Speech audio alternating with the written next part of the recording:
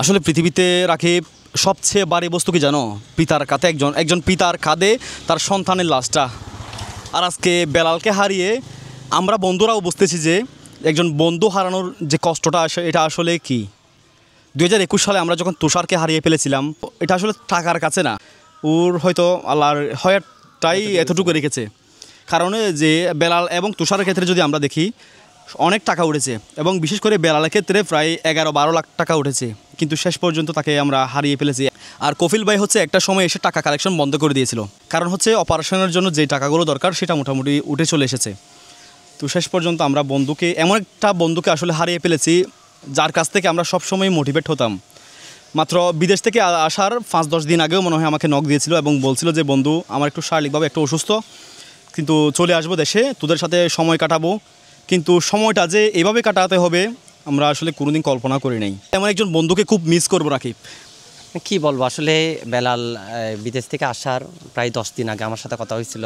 বলতেছে, বন্ধু আমি যথেষ্ট ভালো আছি, তুইও দেশে কিছু একটা করার চেষ্টা কর, একটা সরকারি জব পেয়ে গেলে আমাদের জন্য, আমাদের একটা গর্বের বিষয়, ভালো করে স্টাডি কর, চাকরির জন্য ভালো করে প্রিপারেশন নে। তো এইগুলো বলতো। গতকাল আসলে মানে যখন দেখছি আমি বেলালের নিউজটা, যখন কপিল ভাই থেকে প্রথমে দেখছিলাম, মানে কি বলবো, চোখের পানি আমি ধরে রাখতে পারি নাই। মানে আমাদের বন্ধু যে অল্প বয়সে এভাবে আমাদেরকে ছেড়ে চলে যাবে কখনো কল্পনা করে নাই। আজ থেকে প্রায় 10 দিন আগে আমার সাথে কথা হয়েছিল, মানে মেসেজে কথা হয়েছিল, বন্ধু আমার জন্য দোয়া করবি, আমি চাই তোদের সাথে আবারও হাসিমুখী ফিরে আসার জন্য। আমি বলতেছি, বন্ধু ইনশাল্লাহ সুস্থ হয়ে আমাদের মধ্যে ফিরে আসবি তুই।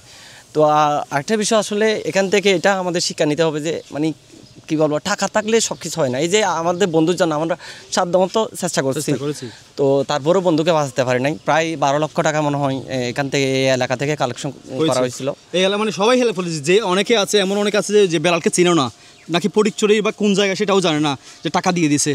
আসলে এটা অনেক শুকরিয়া আল্লাহর কাছে, কিন্তু আসলে টাকার কাছে হেরে যায়নি বেলাল। তো এখান থেকে আসলে আমাদের একটা শিক্ষা নিতে হবে যে টাকাই সব কিছু না, আল্লাহ রাব্বুল আলামিন সুস্থতা হচ্ছে আমাদের মানে অনেক বড় একটা নিয়ামত। রাকিব, বেলাল একটা কথা বলেছিল যে কফিল ভাইয়াকে শেষ সময়ে এসে, তিনি আজকেও বলেছিলেন সেটা, যে কফিল ভাইয়া আমি আপনার সাথে বসে ফ্যাট ভরে ভাত খেতে চাই।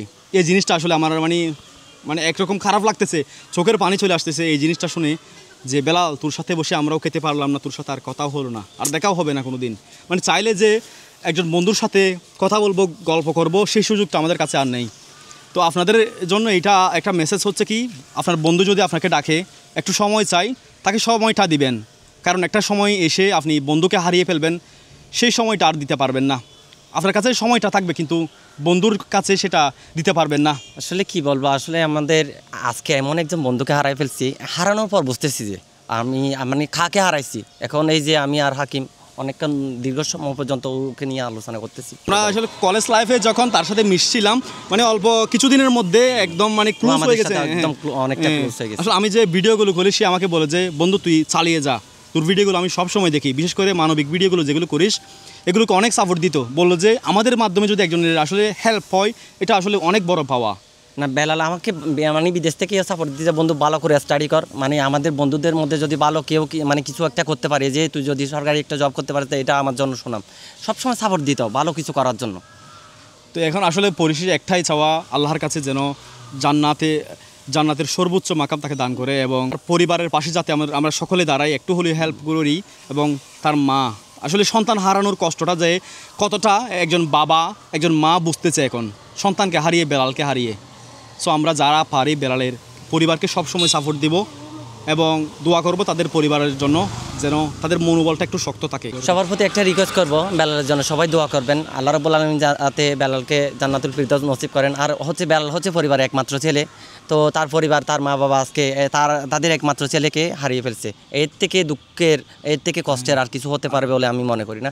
সবাই বেলালের জন্য দোয়া করবেন, তার পরিবারের পাশে দাঁড়ানোর চেষ্টা করবেন। আসসালামু আলাইকুম।